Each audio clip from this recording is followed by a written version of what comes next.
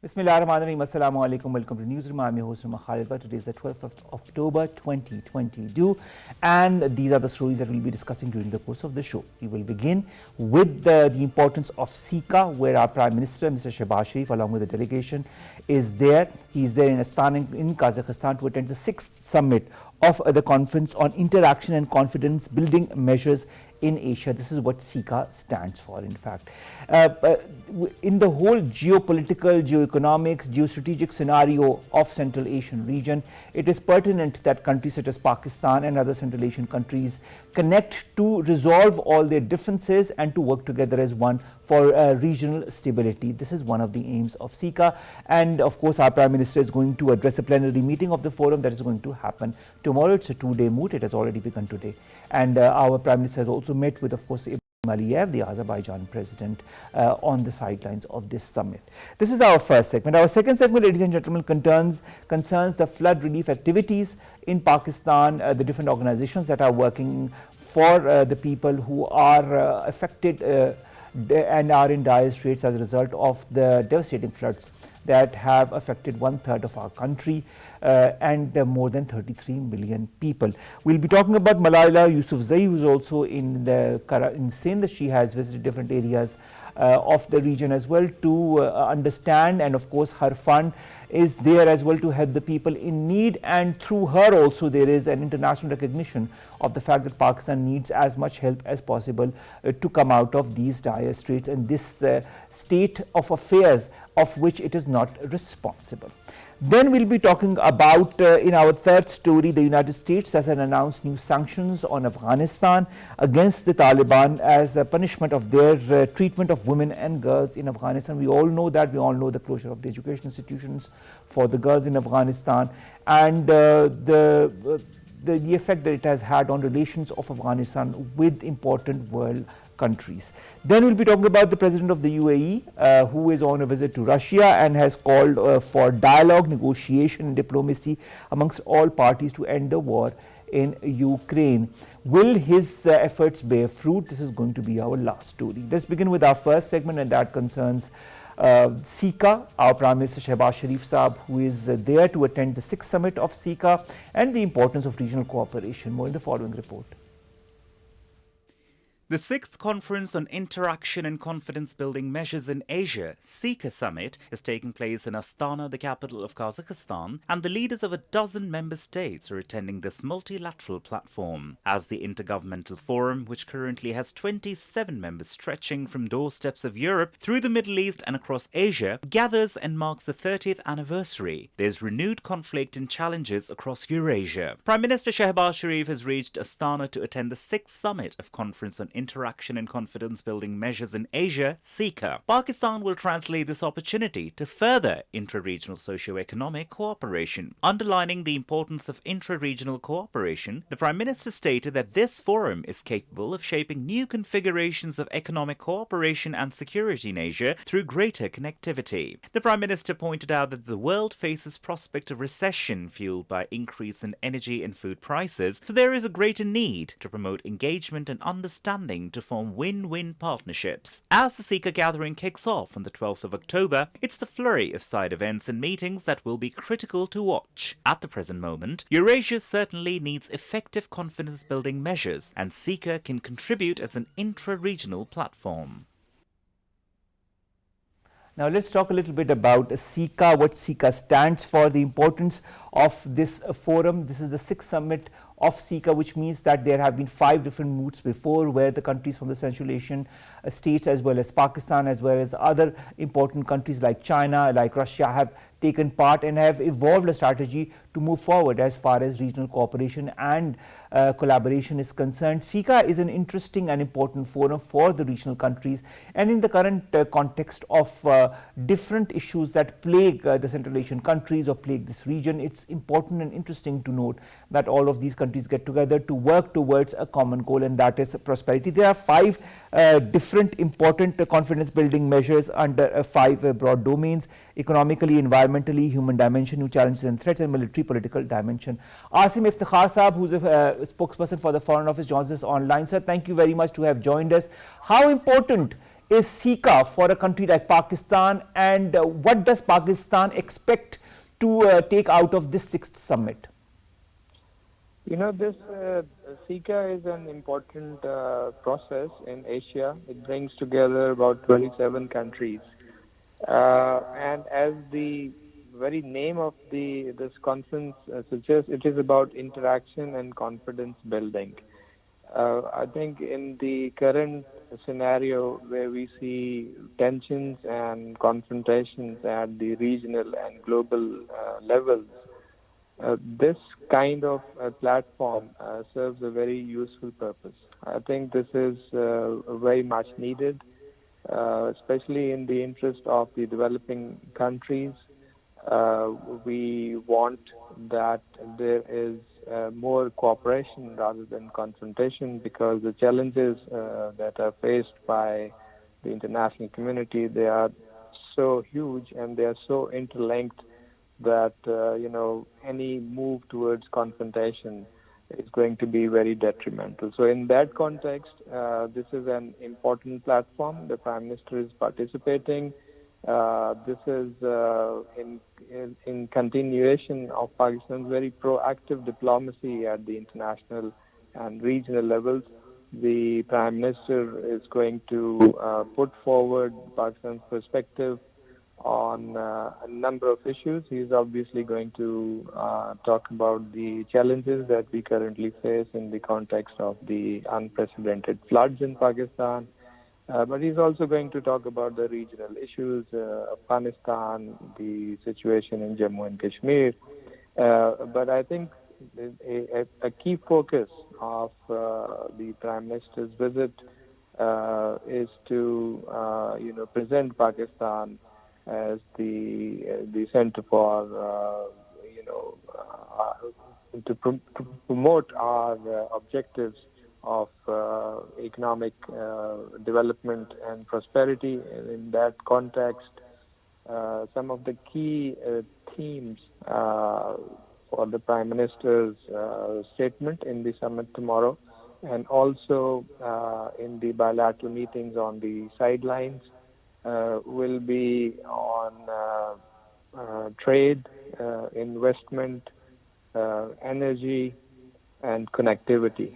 So these will be the recurring themes you would see in the Prime Minister's various interactions. He had the meeting with the President of Azerbaijan today after arrival.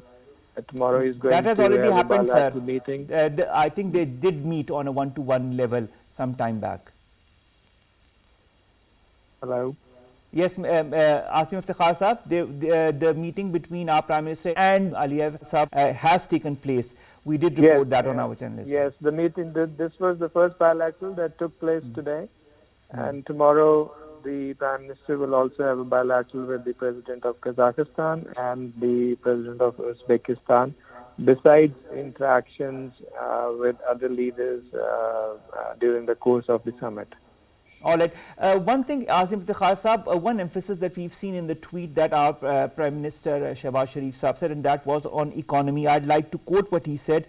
He said that Cica is capable of shaping a new configuration of economic cooperation and security in Asia through greater connectivity. How important do you feel Cica as a forum could play a role in this current economic crisis that the whole world, including this region, is engulfed in? This platform has a convening power. It brings together a number of important countries in Asia, and I think we should keep in mind that as compared to some of the other regions, Asia is least integrated in terms of economic cooperation, trade and commerce, and connectivity. So we are looking at this forum and the efforts to revitalize and give it a new shape in terms of dividends to create greater integration within Asia in terms of trade and commerce, investment and connectivity. All right, sir. Also, climate change is something that plagues this region, and Pakistan has borne the brunt of it through the devastating floods that we have been witness to, with 1/3 of Pakistan underwater and more than 33 million people devastated by it. Do you feel that Cica could be one of the forums through which the countries in the region could work together against climate change and the effects of climate change? Yes, exactly. Cica has 5 broad domains in which the discussions take place, and climate or environmental dimension is one of them. So, but I think we need to see that this issue of climate change and its negative consequences is a recurring theme now. So we saw this was very prominently raised in the UN General Assembly, and it is being raised at every forum. It was discussed during the SCO. It's being done here in Cica. We will be raising this very forcefully at the COP27 to be held in Sharm el Sheikh later next month.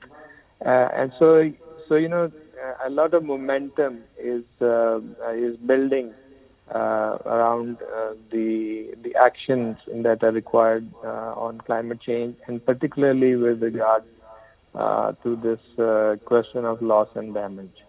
Thank you very much, Asim Iftikhar Sahab, spokesperson of the Foreign Office, who have joined us, who have talked to us about the importance of Cica and importance of Pakistan's participation in the 6th summit of Cica as well. We've been joined in the studios by Khalid Taimoor Akram Sahab. He's the executive director of PRCCSF. Thank you very much, sir, to have joined us. We just talked to Asim Iftikhar Sahab, who gave us a broad outline of what Cica represents and what Pakistan expects to contribute as far as Cica is concerned. When you look at the 5 dimensions of Cica that include economic, environmental, human dimension, new challenges and threats, and military political dimension, which is the most important in your point of view in the current scenario? Thank you very much. First of all, I would say that the Conference on Interaction and Confidence Building Mayor in Asia, Cica, was established in 1992. That was the time when this Soviet Union had just disintegrated, and these Central Asian countries were in the novice stage. So at that time, this was established by the first president of Kazakhstan, Noor Nazarbayev. What he then had in his mind was to integrate the Central Asian countries with the other Asian countries. These objectives were set by him and the member states at that time. Cica right now is one of the biggest regional cooperation platform in which we have 27 countries of Asia. So right now, I think the security and the climate change, these two are the most relevant, and of course with climate change, food security and human security comes, it is embedded with the climate change. But right now, the focus of this meeting will be basically on the security, counter-terrorism, security, and of course the climate change. For Pakistan, climate change is one of the big problems. United Nations has already recognized this thing. Our Prime Minister has been, I would literally say, he has been going pillar to post to basically project this thing, that the kind of devastating losses which we have been facing.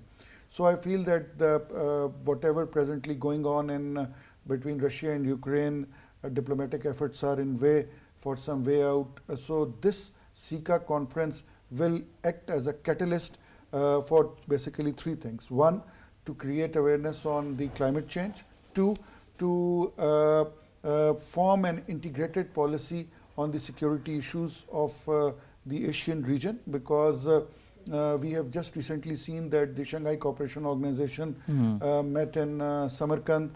They also talked on the same issues.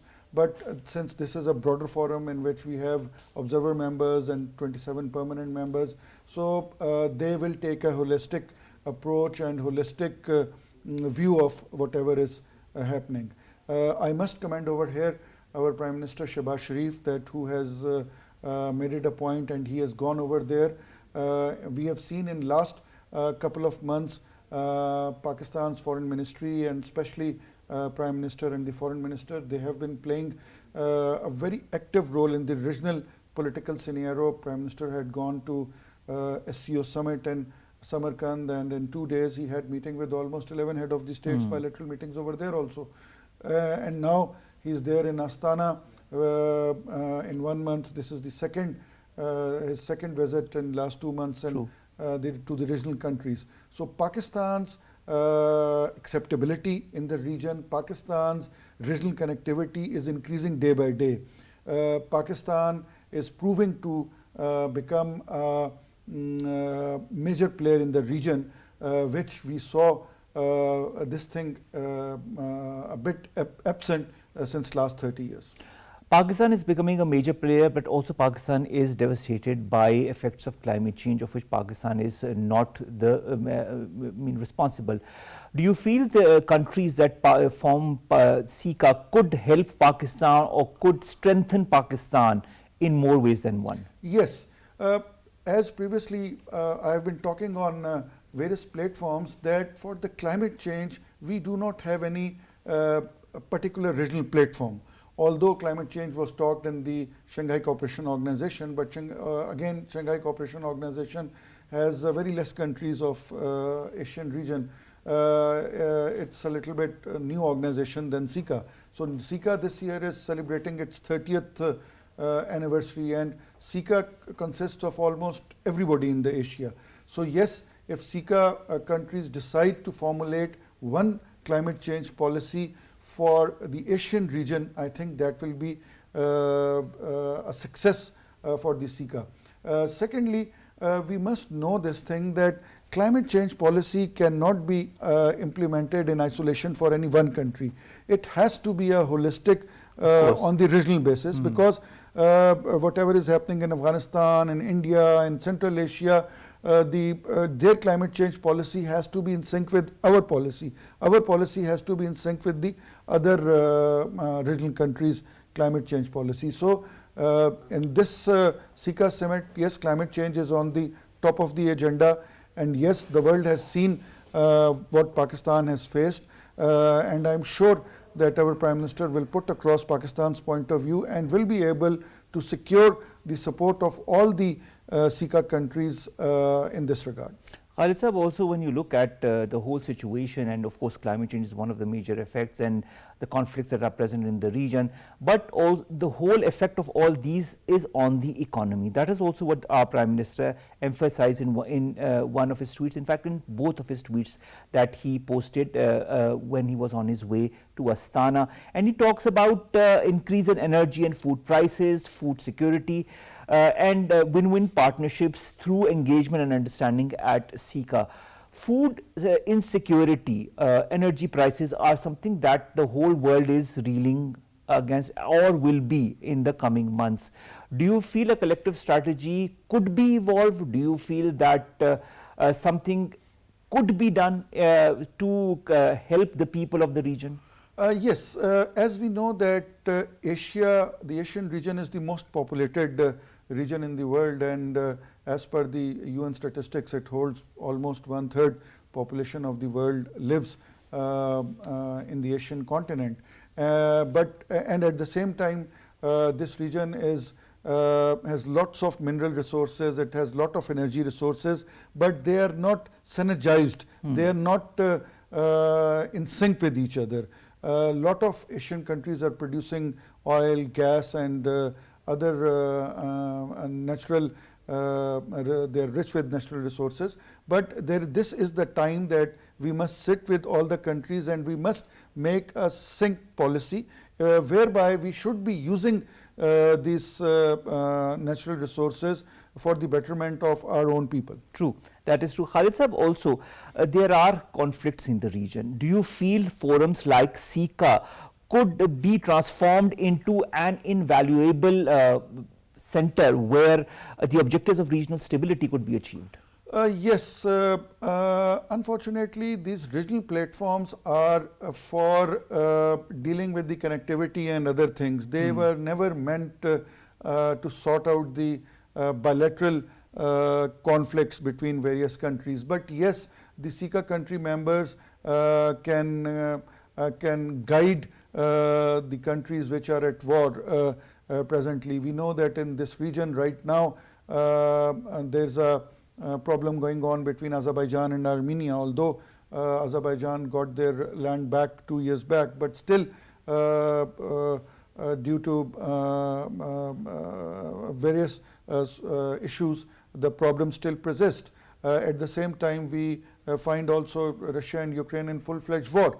So over here, Cica countries, the member countries can, yes, they can act as a go-between between these things. But again, I would say that these multilateral platforms, they in their agenda, sorting out the bilateral issue is not there. All right, 30 years of Cica. You said 1992 is the year that Cica began or was or originated. Do you feel that this forum has, in these 30 years, has been able to adhere to or to conform to the ideals and principles on the basis of which it was formed? Yes, Cica has been playing a very active role in the region in last 30 years. Pakistan, we attended the first Cica summit also, which was held in 2002. And Pakistan had been playing quite an active role in this Cica thing. But again, I said that this is, as the name says, for the confidence building. This platform does not have that implication which NATO would have, which Shanghai Cooperation Organization would have. It is a platform where people sit, the countries sit, they discuss it, and they come over to a conclusion. But you know, Khalid Saab, confidence building is also so important. It is a basis for good and solid and proper relations between countries that might have differences. Do you feel that this could pave the way for more effective confidence building? Yes, as I said, it is this platform provides an opportunity to the world leaders, to the leaders of the Asian countries to meet together, to talk out the issue. Like our Prime Minister today had a bilateral meeting with the President of Azerbaijan. Tomorrow he is meeting with the President of Uzbekistan and President of Kazakhstan. This is going to be his second meeting with Kazakhstan President and with the Uzbek President in last 2 months. So yes, these kinds of platforms, they certainly help the leaders of the Asian countries to get together, to talk it out, and to know each other better and to give out their country's perspective. For Pakistan, how important is Cica to further enhance its diplomatic mechanism or its diplomatic reach?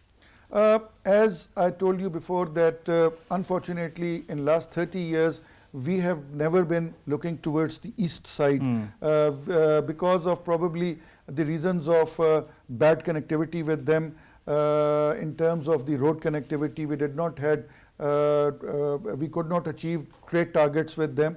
But now with CPAC and with the other Belt and Road corridors, now our connectivity with the landlocked countries is increasing day by day. As we know that already the project, the railway project between Uzbekistan, Afghanistan and Pakistan is already started, and hopefully within the next 5 years this project will get complete.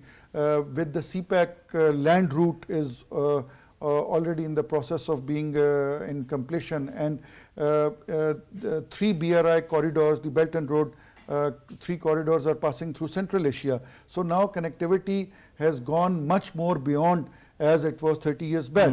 So having this conference right now would enhance the connectivity between these countries. And Kazakhstan is known to be at its location is known to be at the heart of the Eurasian region.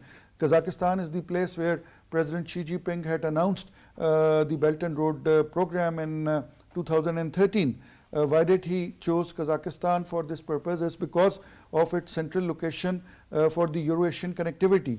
And now we have seen that again the Chinese president, his first visit in the post-COVID time before going to Samarkand, he visited Kazakhstan because China again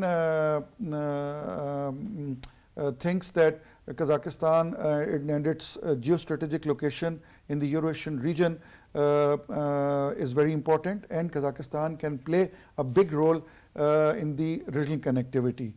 As I told you that the 3 corridors of the Belt and Road, they pass through Central Asia and then they culminate in Europe. And there's a one railway line project which is already completed.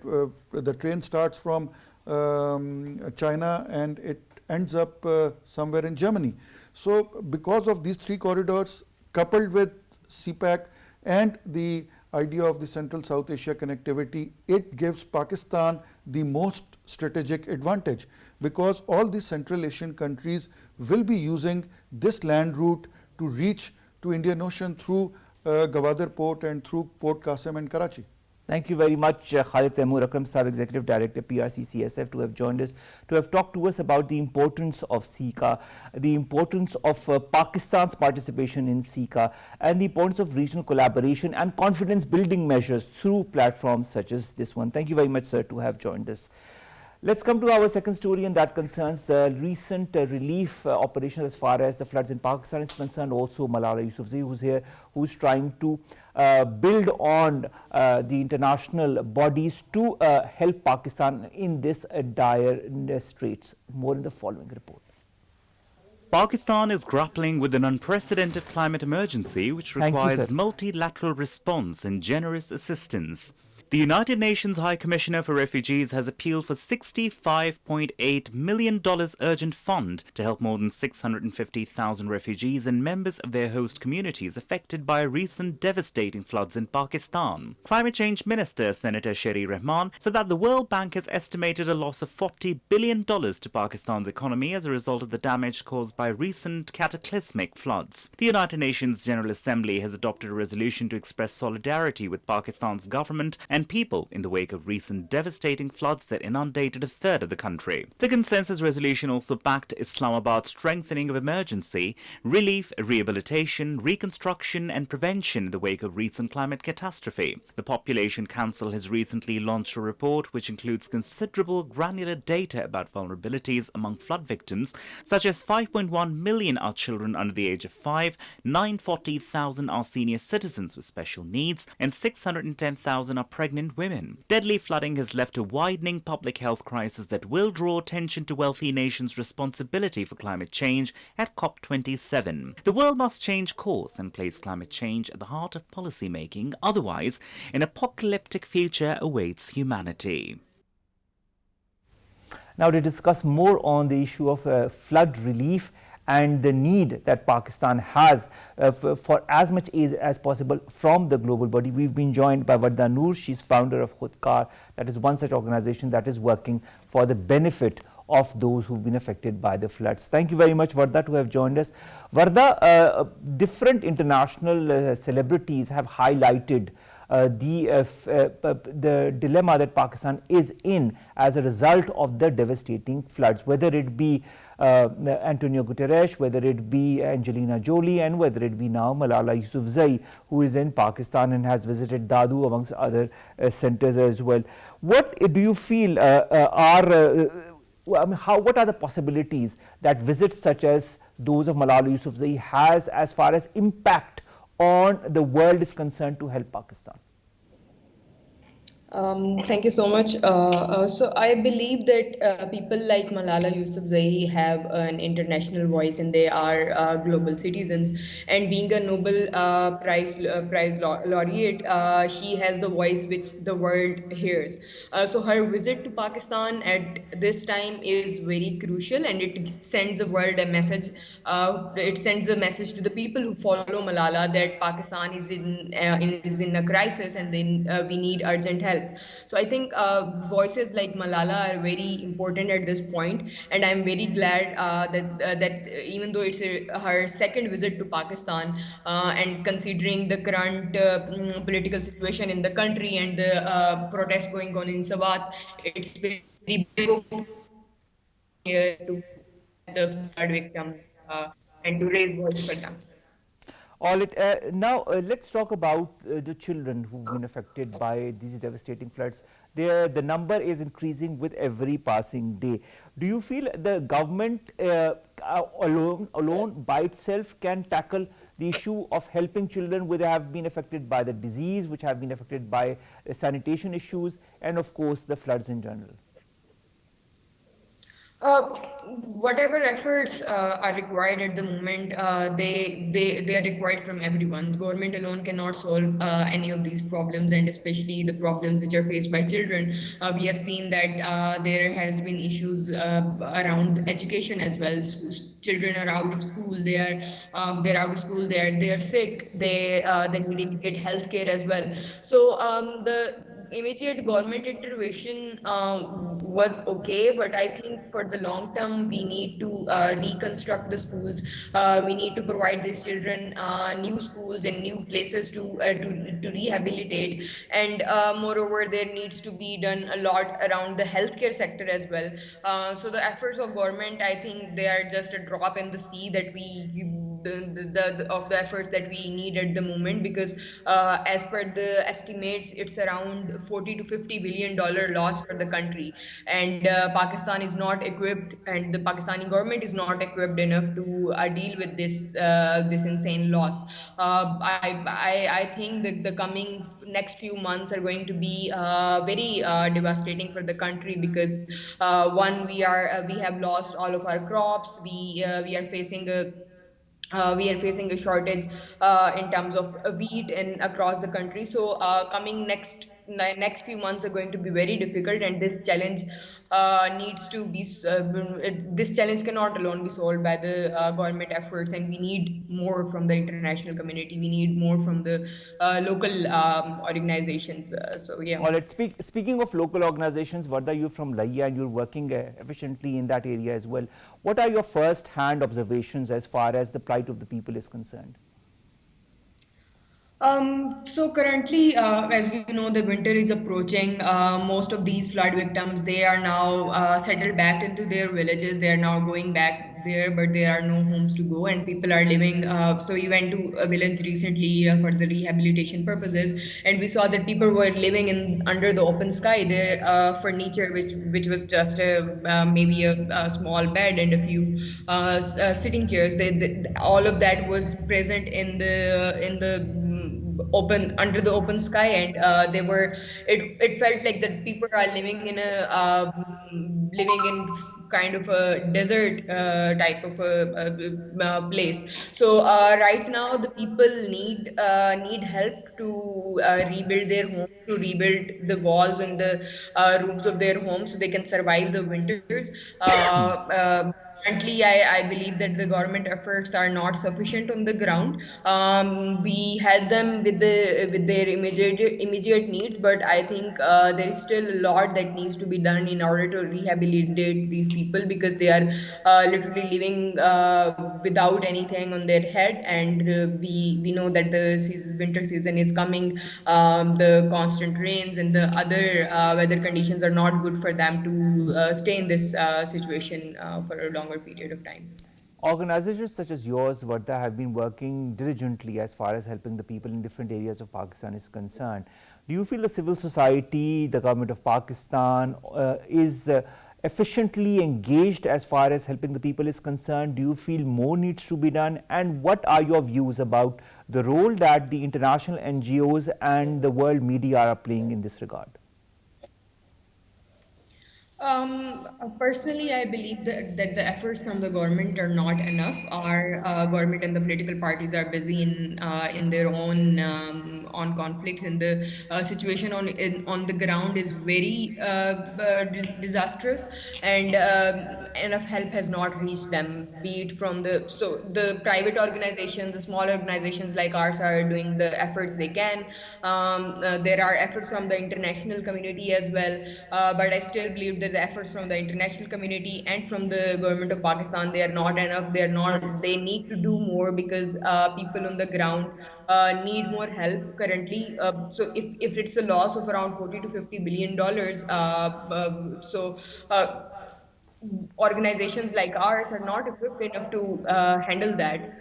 So we need more support from the government, which is nowhere to be seen, and we need more support from the international community. And I believe that there is a very less awareness about the floods in Pakistan on the international media as well. Compared to the 2010 floods, I believe that the help is not comparable, and even though the disaster is big enough this time, we see little to very little efforts on the part of international media and both the government of Pakistan. All right, Wardah, when you talk of international media, and of course you say that the results or the help that you saw in the 2010 floods was much better compared to what you are seeing in these floods that are of course more devastating than those that happened in 2010. Do you feel that one of the reasons could also be donor fatigue, that the people across the world, the countries across the world, are also embroiled in their own issues, regional and otherwise, and that is why they are not putting as much attention as they should as far as helping Pakistan is concerned? I think the regional and the political situations in the countries have almost remained similar in all the times, and these issues are always there. But this doesn't mean that the international community just doesn't take a responsibility of what they did to Pakistan. It's their doings which have led us here. So there needs to be a conscious effort on their part to help Pakistan rehabilitate its people. As far as the donor fatigue is concerned, that's very real, and I see that donor fatigue within the Pakistani community as well, that we see within the wealthy circles in Pakistan as well. But if we talk about on the parts of government, from the international government, the European governments, the American and the Chinese, who are majorly responsible for this disaster, I believe the regional politics and the regional issues are no excuse to evade responsibility at this point, and they need to take responsibility of what's happening in Pakistan, and they need to come together, devise a policy, and also do something immediate on a bigger scale to help Pakistan face this disaster. Now, coming to the United Nations, Wardah, the United Nations pledged 160 million some time back, of which not much came. Then it has pledged 816 million very recently as well, and we are still expecting that money to arrive to Pakistan. The United Nations talks about 54 countries that include Pakistan that urgently need debt relief as well. Do you feel international organizations such as the IMF, the World Bank, the Asian Development Bank should move forward to help Pakistan as far as debt relief or debt restructuring is concerned? I think so. If the United Nations is committing $160 million, and we compare this to the loss that we have faced, that $160 million is nothing, and that hasn't even come to Pakistan yet. So I think the debt relief is very much needed at this point, because Pakistan is currently, if you see the current economic situation of Pakistan, we are near to a default. No one is talking about it, that we have lost around 70% of our crops, and the coming few months are going to be very crucial for us. So at this point, we, other than just the monetary support in terms of a few $million from the international community or the other rehabilitation projects, we need them. We need World Bank, we need IMF to reevaluate their debt programs and give Pakistan some debt relief, so we can come out of this situation. And I think that's the only solution left at this point to help Pakistan come on its feet again. United Nations also passed very recently a resolution that was that highlighted Pakistan's climate change disaster. At the same time, there is also COP27 that is going to happen very soon on the 6th of November. How important are these two as far as imaging Pakistan and portraying Pakistan as one that has been most affected by climate change, and that it needs as much of assistance, help and support from the world body as possible? I think the coming conference COP is very important for Pakistan, and I'm very glad that Prime Minister of Pakistan was selected as the vice chairman of this conference. And I think that's a very important platform for Pakistan to represent the current issues that we are facing, and the government of Pakistan can make great use of this platform to voice their concerns to the international community. And we need to talk about a number of things at this platform, and we need to talk about the long-term policy changes that are needed from the international community. And other than that, we also need to ask for more help, to ask the international organizations to come together and push the IMF and World Bank to give a debt relief to Pakistan. So I think that's a very important platform at this point in time for Pakistan to talk about what's happening and to talk about the critical situation that we are currently in. Wardah, your organization Khudkaar, as I've just talked recently as well during this segment, is working in Layya. Have you been approached by other organizations or international organizations for collaborations to help the people in need in Layya or other parts of Pakistan? Yes, we have been reached by a few international organizations. People for Humanity has been is a 504c registered in United States. They have been very supportive of our efforts in Layat and especially in the South Punjab region. So People for Humanity has been one of those organizations. Other than that, we are currently working with around 10 grassroots organizations from across Pakistan under the initiative of X-Wave. Which is the first technology-led disaster relief in Pakistan, and that is bringing 10 grassroots organizations together. So we are preparing to give relief to around 300 families and rehabilitate them, and not just rehabilitate them. Our mission is to generate enough economic activity in the coming next 10 years for these families. We are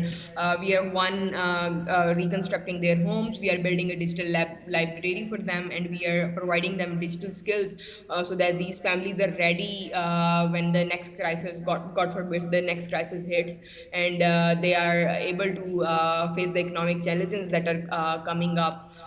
So yeah, a number of organizations have reached out, but I saw a very less effort from the government side to collaborate with the grassroots organizations who are working in their regions, and the individual organizations are just working on their own.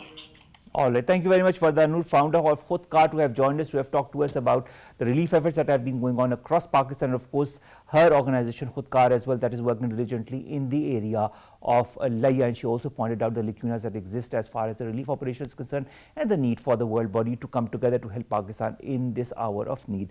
Our last two stories, ladies and gentlemen, the first is on the United States of America, that has slapped more sanctions as far as the Afghan Taliban's government is concerned over the treatment of women.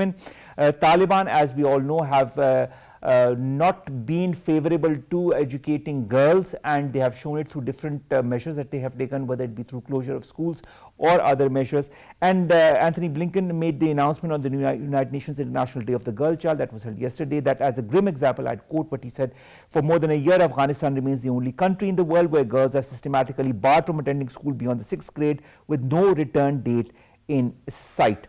Women, as far as the Afghan Taliban are concerned, are allowed to study in universities, but not in the schools. There also was a recent suicide bombing on in a classroom in Afghanistan, in Kabul, that killed and wounded dozens of people as they were preparing for their exams. So it paints a very negative image as far as the Afghan government's efforts to promote education, especially for girls and women in the country is concerned, and that is why the United States slapped more sanctions against the Taliban on their treatment of women. And finally, ladies and gentlemen, let's come to the United Arab Emirates, whose president has called for negotiation and diplomacy to end the Ukraine war. Sheikh Mohammed who is in Russia as we speak, is met with Vladimir Putin, and the president called on Tuesday, that is yesterday, for dialogue, negotiation and diplomacy amongst all parties to end the war in Ukraine. It's a very positive effort that the president of the UAE is putting forward. Pakistan has also said that that the end is always not through war but through negotiation. All conflicts always end in negotiated process. Now, Sheikh Mohammed bin Zayed Al Nahyan is also making the same effort by talking to Vladimir Putin. Let's see what kind of fruits his efforts bear. With that, we come to an end of today's newsroom. We'll see you inshallah tomorrow with news story segments that pertain to US and Pakistan. In the meantime, as we always highlight at the end of the show, the floods, whether you are affected or not, are affecting 33 million plus people as we speak. They are in need of various things, whether it be shelter, whether it be clothes, whether it be food, whether it be clean water. Help them in whichever capacity you can, whether it be by giving 10 rupees, by texting on 9999, whether it be on helping through the philanthropists and the local NGOs that are working diligently, or whether it be through the government agencies and the armed forces that are also helping those in need. But do help. Allah Hafiz.